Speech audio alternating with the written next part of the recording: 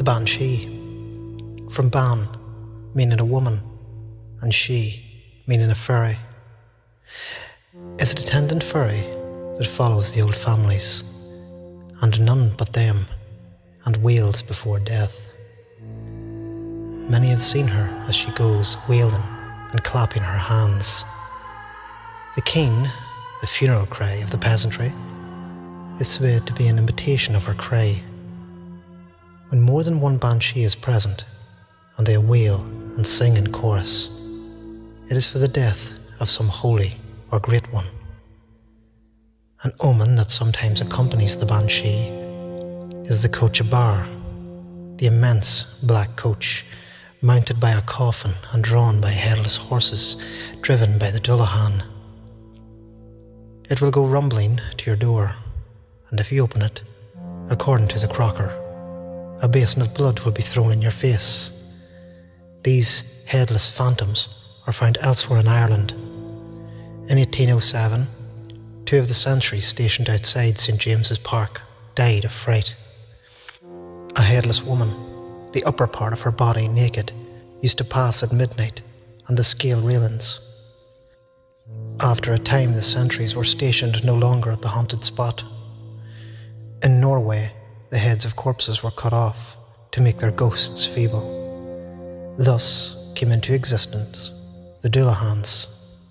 Perhaps, unless intended, they are descended from the Irish giant who swam across the channel with his head in his teeth. The Banshee of the O'Briens by Patrick Kennedy. Lady Fanshawe, whose husband was ambassador to the Spanish court in the reigns of the Charleses first and second, has left an account of an individual spirit of its class, which was seen and heard by herself.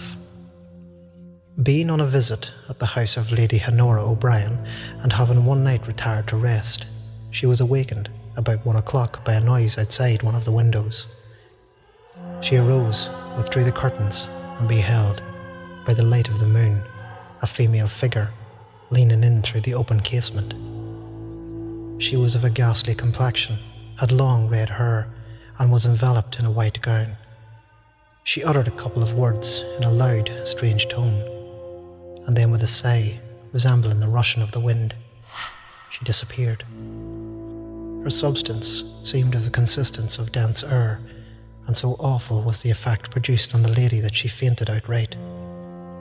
Next day she related to the lady of the house what she had seen, and the news was revived with no marks of surprise.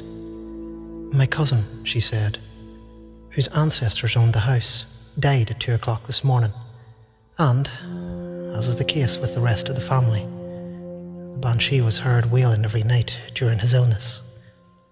The individual spirit who utters the keen on his branch of the O'Briens is supposed to be the ghost of a woman who was seduced and murdered in the garden of this very house by the ancestor of the gentleman who died this morning.